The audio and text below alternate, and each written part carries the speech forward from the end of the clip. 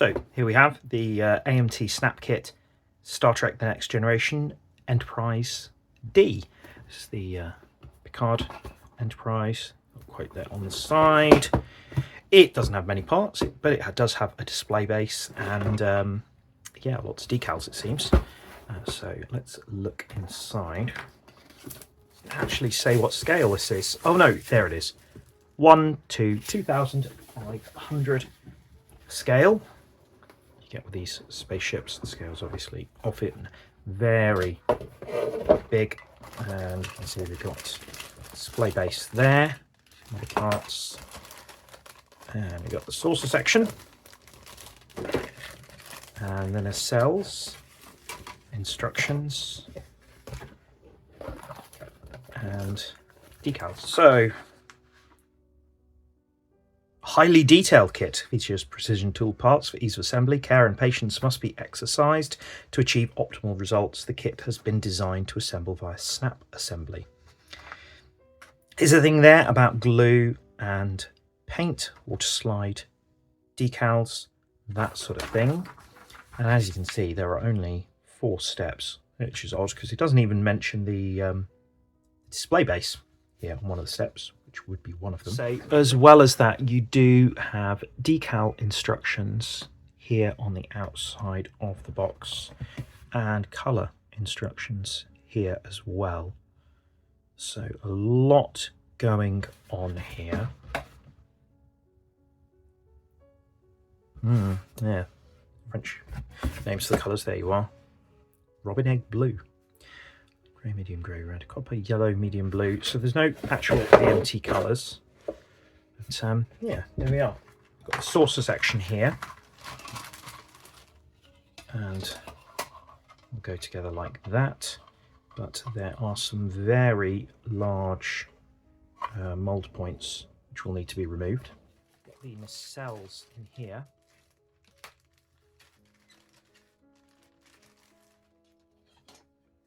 As you can see, 2 there, these will need to be glued and then painted. And that section there, which goes on like so.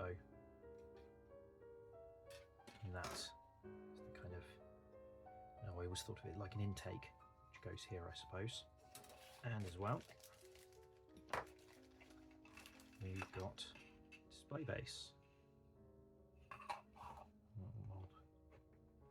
Right there. Assume that goes in like so, and then it's got like a kind of ball and socket joint there.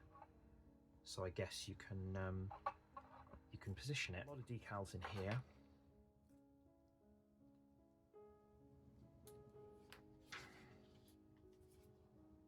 As you can see, 1, 2, 3. Should look good. Yep, so that's going to take a long time. So whilst the assembly might not take a long time, the decals certainly will. Make it so. Aye, Captain. So I'll start by removing these mould points, being very, very careful so as to not lose any of the detail on the model itself. Then sand them smooth. It's also a good idea to smooth out around these rear sections.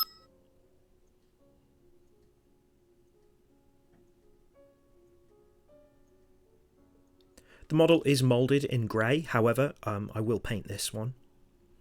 So as you can see, it snaps together like this, but there is a little bit of a gap at the back here. So I did use glue for this section here, and also a little bit of putty around that rear section where it joins up to the engines and the lower part.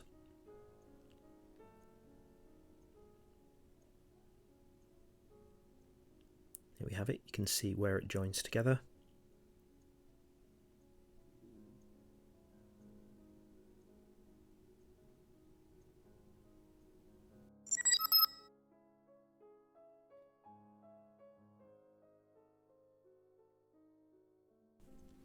And this needs a bit of glue and a bit of putty. So there we are. Now again, being very careful to remove the sprue, make sure that it's nice and smooth. There's a lot of raised panel lines on this, so you don't want to remove those accidentally. And that will go down together like that.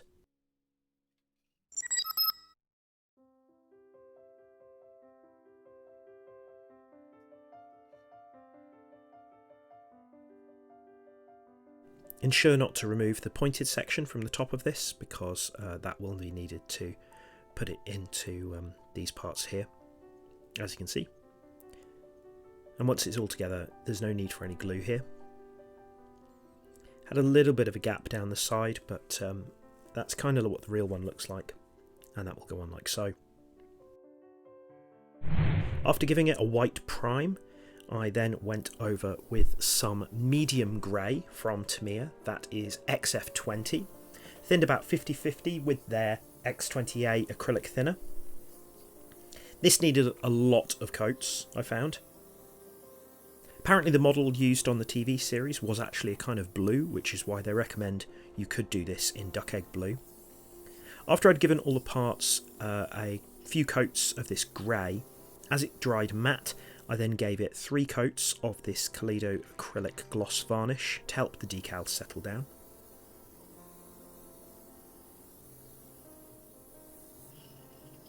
This is ready thinned, so no need to thin this one. Afterwards though, I did notice that there are some injection points here, so I used some Mr. Hobby putty to fill those and then sanded them smooth. There are decals that go over this section, so I wanted to make sure that they're nice and smooth. I then reprimed this and added a bit more of that grey to cover it up, before then giving it a clear coat as well. Now this, which I think is the shield generator, is actually painted in Kaleido Rally Spirit Blue, which is kind of like their Subaru metallic blue. And then I did the central section in, again, Kaleido Metallic Racing Red.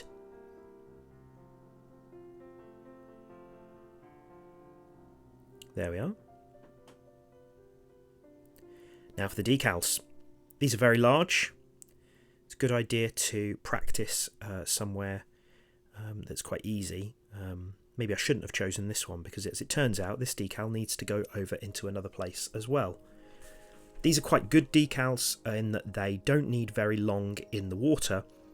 However, they are quite thick, so after putting a little bit of water down to help them move around, I then put some UMP extra strong decal solution over the top and then gave them a light blow with a hairdryer. Now as you can see, I need to attach these together because this decal actually goes down onto the lower section as well, so make sure you attach those first before doing this. On the box, the decals are in either white boxes or black boxes. The white boxes are to go down first, they're the larger ones, and the black boxes are generally the text. There are several places on the bodywork which need a little bit of dark grey, as you can see here. I masked those off and hand brushed them. It's a good idea to do this before adding the decals, as there are gaps left in the decals for them, but obviously masking over the top of these, you run the risk of peeling them off. I also noticed, as you'll see when I'm doing this, that the decals are there to match up with the panel lines, but they actually don't. The sizes and positions are slightly wrong, so generally speaking, just try to get it as accurate as you can, as central as you can, and obviously smooth out to remove any air bubbles or water pockets.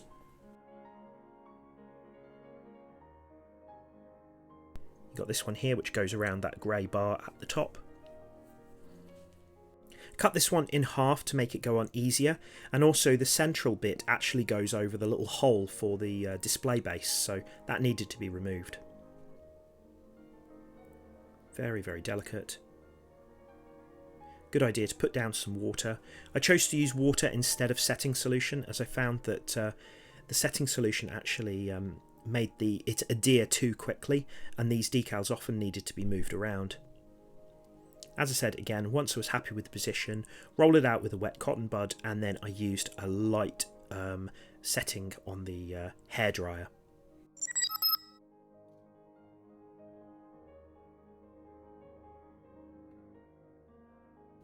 These decals here are very large, and they also go around the inside of that curve. Also found the carrier film went right to the edge of the piece, so make sure you position them correctly.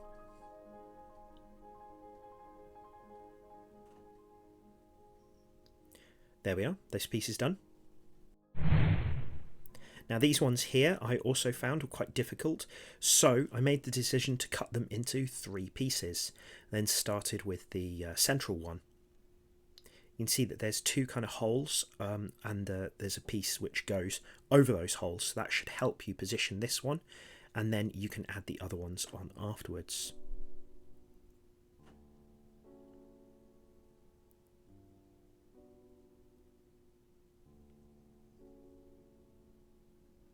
Some setting solution is very useful, as there's a lot of curves on this and you'll need to fold the decals around those edges. This part will need to be painted after I've clear coated it later on.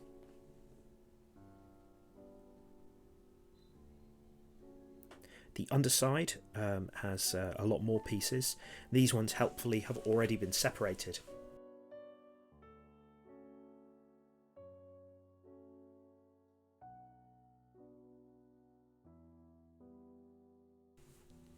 The instructions refer to this as an Aztec pattern, which is the first time I've heard that, but yeah, it certainly looks interesting, especially considering you can't see much of this detail on the TV programme.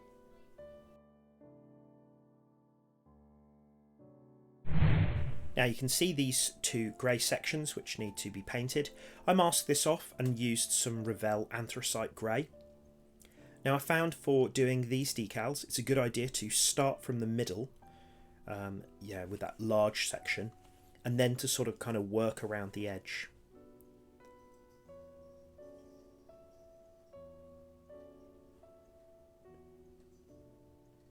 Many of them, like these ones here, do have like a sort of exterior border so that you can see exactly where they need to go, but a lot of the smaller ones you'll only really find where they need to go once you've seen where the other ones, the bigger ones, are in place.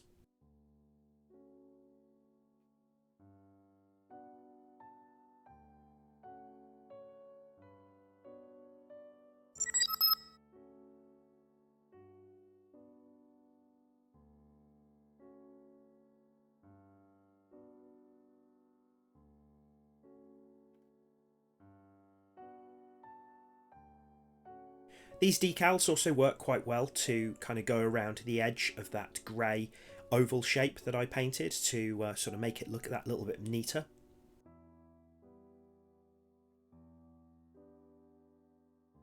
There you can see nearly all of those ones done.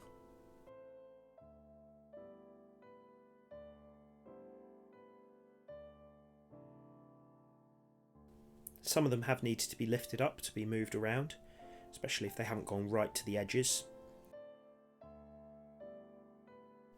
I'm using a broad brush to put the water down just to cover as much area as possible.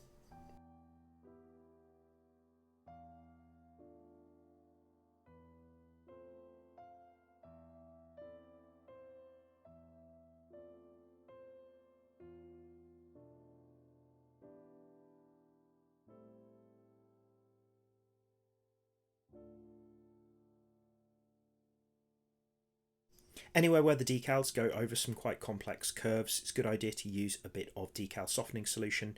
You may also want to just get out a fine craft blade and cut any areas where it needs to fold down into any crevices.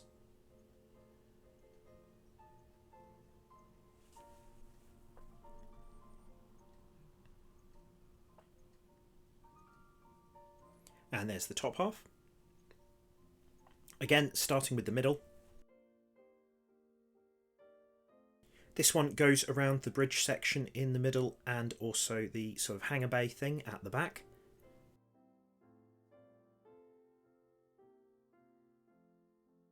And then, just like before, going all around the edge.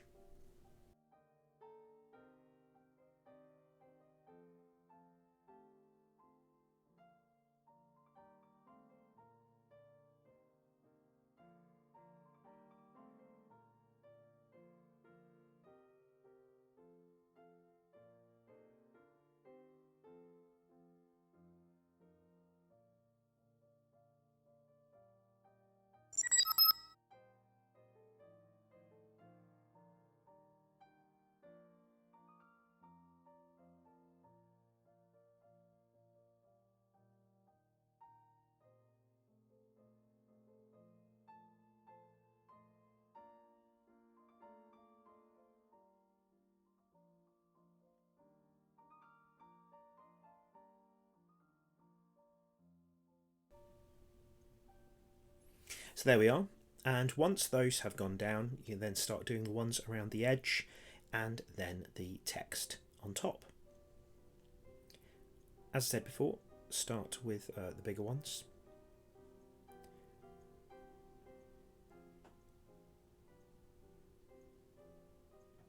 These ones are very fine and delicate, so be very gentle with them.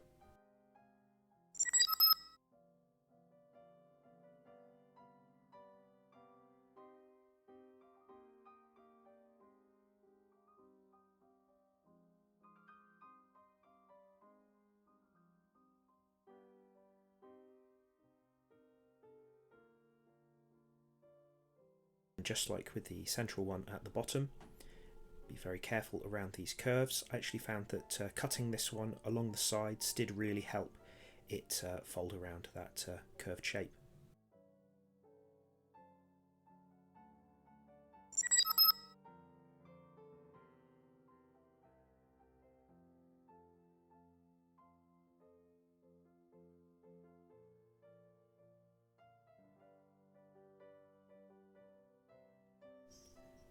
These ones here looked a little bit confusing on the instructions, but basically this goes at the bottom, as you can see. Sort of, if you look at the shape of the bottom of the decal and the shape of the bottom of the kind of neck of the ship, you can see that they sort of go along with each other. And then there's a thinner one which goes above it. But as I say, look really close at the pictures because I very nearly came to putting these on the wrong way round. There you are. Once those had all settled down and they were nice and dry, I then put the text over the top.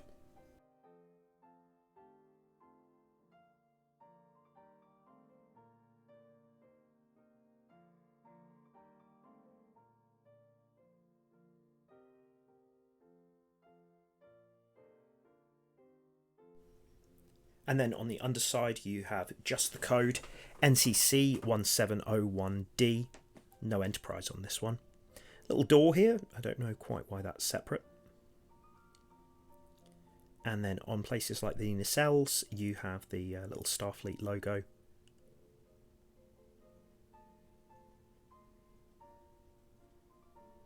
Make sure that's nice and central.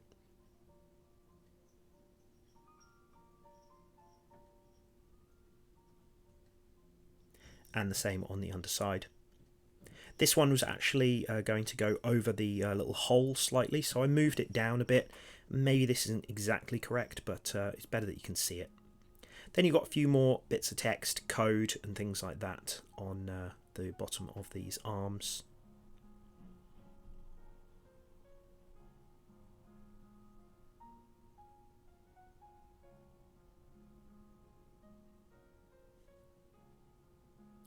Again, using a wet cotton bud to push them into place. Enterprise name goes at the bottom of the neck, and then these little blue decals go here, just above.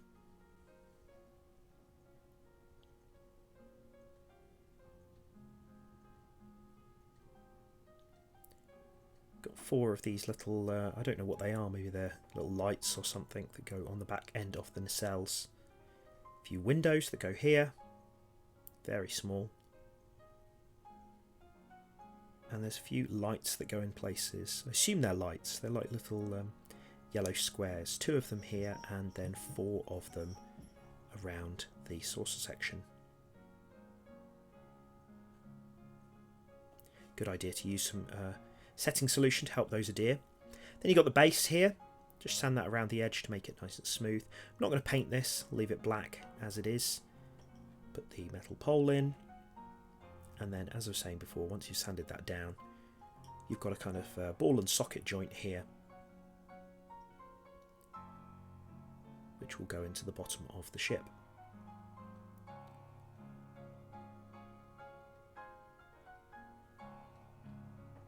Now, once I made this, I did drop it once, so do be very careful. It's quite stable, but if you're moving it, you do want to be careful because it's quite unbalanced. Now then you've got these 3 red sections here. I think these might be the impulse engines. So again, I'm using the metallic racing red.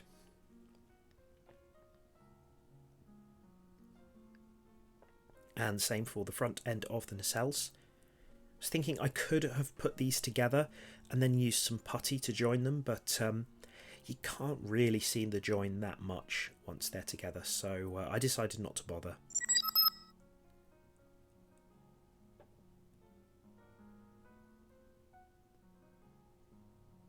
I should say that all of the decaled parts have now been clear coated. I used some Zero Paint's matte clear coat to protect the decals and also give it the finish that I wanted. I used gold Kaleido paint pen to do those horizontal sections, and then again I'm using that Rally Spirit blue metallic for the kind of power parts of the nacelles. I think this would be quite difficult to mask, probably not impossible, but the sections are sort of separated by lips, so I found with a thin paintbrush and good paint this was not too difficult. Just be very careful, you don't want to accidentally get it where you don't want it to be. And then once that sandwiches together, I think that looks pretty good. Let me know what you think.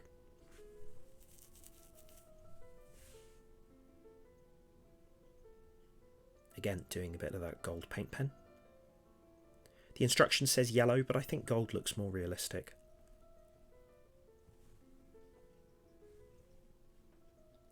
Now these clip in, you want to start from the back and then push them in at the front, like so. Make sure the paint's dry, you don't want to accidentally smudge any of that. There we are, and then the top clips in like so. This one needs the most force, but I found that it was okay.